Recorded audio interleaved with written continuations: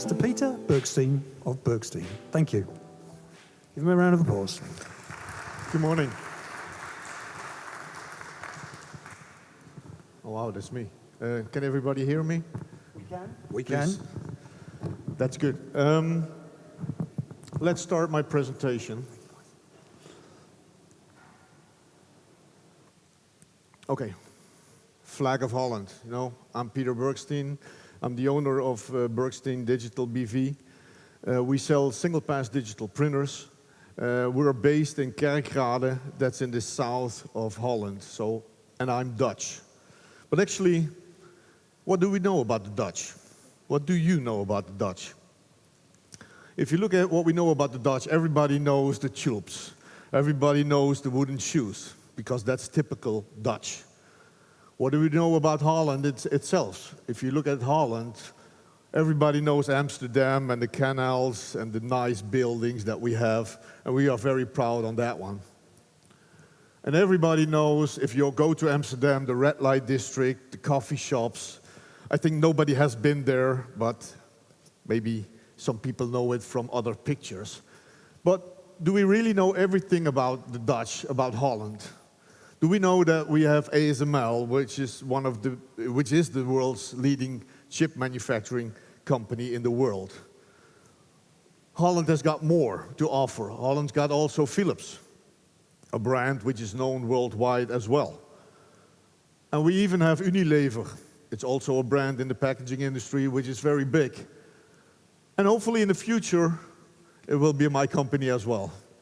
But we're still a long way to go.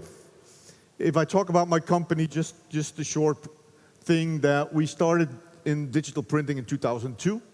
I was one of the only OEM partners from Mimaki, and I bought their machines, I raised the bridges, I put software in it, I had my own brand on it, and we delivered these machines worldwide. Nearly 2,000 of these machines worldwide delivered. But we wanted to specialize ourselves in the market, so we started to move along in selling single-pass printers. And going into a single-pass printer area, it means that we need to do a lot. We did a lot of research and development, and we're still doing this, because there was not really a market for it where you can go to and you get a package and you build a machine, and then that's it. At the end now, at this moment, we have a third generation of machineries, and one of the key points that we have is we created our own software, and with this software we are able to service all our customers worldwide with our software in Kerkrade in Holland. What kinds of industries do we offer our machines on? One of the industries is the automotive. If you look at the brake pads of the cars, they need to have all that kind of information on it. We're working on the inside of cars, because everybody wants, more or less, everybody wants to have their own design in a machine, in a car. If you look at the consumer industry, a big industry, and we print directly on these products. So directly on the shape of a razor, or on the gorenje, on the cover of a washing machine. Tooling, huge industry as well. Everybody needs to have their brand on it, to have a barcode on it, to have all kinds of information on it. And the electronic industry is even bigger. You know, company over there on the right side, they make millions and millions of these connectors worldwide, and that's only one brand, and then you have several of these guys that manufacture all that kind of equipment. The medical industry is increasing. We're getting older, we need some more medication, and more is involved in that kind of area. So that's a growing market as well. And of course you have the packaging industry. Now, selling a single-pass printer, actually, I would like to have a deep dive with you into the challenges, because it's not easy to sell a digital printer. In general, it's not easy to make something for a customer that fits all their needs.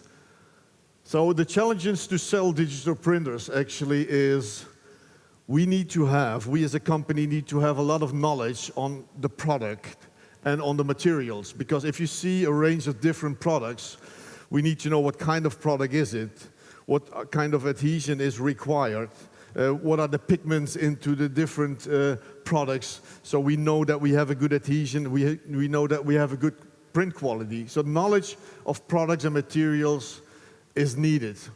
Another thing that is needed is the knowledge of the printing aspects. So you can build a machine, but you need to know, really, do we need pre-treatment to get a good adhesion, yes or no? What kind of pre-treatment? Is it flame, is it corona, is it plasma, is it pyroxyle, whatever. And if we don't find a good solution, do we need an extra jettable primer? Is that possible? Do we have it? Is it somewhere where we can buy it? And besides the ink, which is actually the most important thing, we also need to have expertise in what kind of curing we need. At the end, the customer will have a product which goes in our machine, and when it comes out, it's dried, it has its adhesion, and everything is settled to be packed. One other thing that we need to challenge every time is that we need to get as much as information from a customer to be aware what they really want. And if it's not only on the printer side, it's on the other side. You know, what kind of automations do they need? Do they need automatically loading, automatically unloading? Are they going to do this by hand? Do they need robots? Do they need pick and places? Or a jig? Should the jig be turnable that we can print on several sides? Do we only need a short jig? Do we need multiple jigs? What's in it, all this? And especially the customer needs to tell us, you know, what's the quality? What does he want? In the past, I'm coming out of the pad printing and screen printing industry, where in the past everybody had a loop in his pocket, and the only thing that we did is oh shit, oh, I see a pinhole over here, it's not good. Nowadays, in the digital world, because it's a total different area of printing, we do it differently. And we see also our customers changing that kind of way of approving a product. Nowadays, it's more like 30 centimeters with your eyes, you will look, and if it's okay, it's okay. In our business, yeah? Don't forget. Knowledge of return of investment is also very important, to think with the customer how he can afford it to buy a machine from us. And it's not only the buying price, but the return of investment, when is the payback time for a machine. So we have all kinds of things that we talk with the customer is, of course, the unit cost. What's the cost price per product if we print it in digital compared to pad printing? Other things are, you know, if we have a digital printer, can we reduce cost like labor? One of the customers in Poland, for example, they had 3 lines in screen printing with 3 people on each line printing in 3 shifts. So that's 27 people per day working on printing their products. Now they have a single pass printer with a robot, and now they only have 3 people per day. And it's not because they don't want to have the people, besides the price that you need to pay for the people. It's also they don't get the right people anymore. Who is willing to go on and work with a screen printing or a pad printing machine? You know, that's what the guys mentioned. We are still a little bit old-fashioned, but the younger people don't want to get their hands filthy anymore. They don't want to work 5 days per week, they want to work 4 days per week. So there are lots of changes which we try to put in this return of investment. In our digital printers, we have less supplies. So if you compare pad printing, where we use only 5% of the ink, and we throw away, at the end of the day, 95% of the ink, talking about sustainability, you know. In digital, we use 98% of the ink. That's a huge difference. So savings in supplies, it also could be used and could be interesting for the return of investment and fast production process. In the digital world, doesn't matter more or less what kind of machines you have, they are up and running in a few minutes. If you have pad printing, screen printing, or offset printing, you need to have time to install everything every morning again, to take care of it in the afternoon, and to clean up all your shit at the end of the day. In digital, you shut off your printer, and more or less, that's it. So mastering the entire process of knowledge, actually, we do that in 3 steps.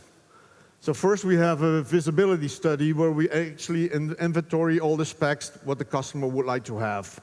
We give them a quick scan. That means that we print something, we send it back with a video to the customer, we give them a bullet price, and hopefully they're still sitting on a chair if they got all this information and they want to move on to the next phase. And the next phase will be research and development, because we need to find the right ink, the right systems, the software, blah, blah, blah, blah, blah. And at the end, we also need to industrialize everything. Do we need loading? Do we need unloading? Do we need a vision system? Whatever you want. So I would like to go and show you a customer proof of concept of an American company that asked us, can you create an automation with a digital printer to print 7,500 latex gloves per hour with a good adhesion performance and a nice print quality? Everybody knows the nitrate gloves. You know, they cost nothing. Why should I print on it? And what should an automation cost to do this? But there is a huge market for it. I did not know at the beginning, because when they came to me, I said, well, okay, next. You know, this is not a product for our machines. But at the end, we start working on it. And the first most important thing is get the right ink. Get an ink that is sticking on the material, but is also flexible. And that was very hard. We visited several ink suppliers, and finally at the end, the chemist that we have in-house, he created that kind of type of ink. So we're the only guys who could sell them already a solution. And we could move on to the next step. So the next step is, if we have this ink, shit, how should we put that through the machine? You know, we have, what kind of print heads do we use? Is the ink compatible to the print head? What about the print quality? What about the shooting distance that we have? What about the print width? So we selected a head that fulfilled the needs. So we have now the ink, we have the print head, and now we have to check for the next thing. So the next challenge is, we call it our flow module, which is an ink system. We have our own ink system, but do we need to have a one-way shooter or a recirculation ink system? What is needed? You know, are the materials inside the ink system resistant to the ink? What kind of software do we need to choose? All kinds of questions that we need to think of before we even start producing a machine. Then the next step is, okay, we got the ink, and then we need to talk about curing. You know, we have several people over here that have LED curing lamps, UV curing lamps. What do we really need? Or do we need both of them? Or do we need some extra, whatever, high air to make it to work, to get the ink dried? So is a LED lamp, UV lamp, or are other curing needed to get an optimal adhesion? So all these questions need to be done, and at the end, still is, if you want to print 7,500 of these gloves, how are you going to load them? You know, you cannot load them by hand. I don't know how many people you should have to get them all loaded. So you need to automate that. So is there something, how can we do this for loading, for unloading?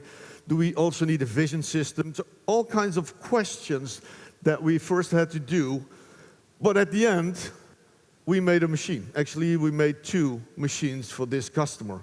He bought them right away. And that was my blessing for the COVID time, because through the COVID time, we were building that kind of machineries. So on the left part, that's only the loading. In the middle over here, you see the printer, and on that side, that's a copy of the other ones. So we created also a machine with a nice look. You see, it's different. It's not like normally you have the grayish machines with all kinds of aluminum-based profiles. No, we did it in a totally different way. And this is actually how it looked at the end. Hi, 5 minutes, okay.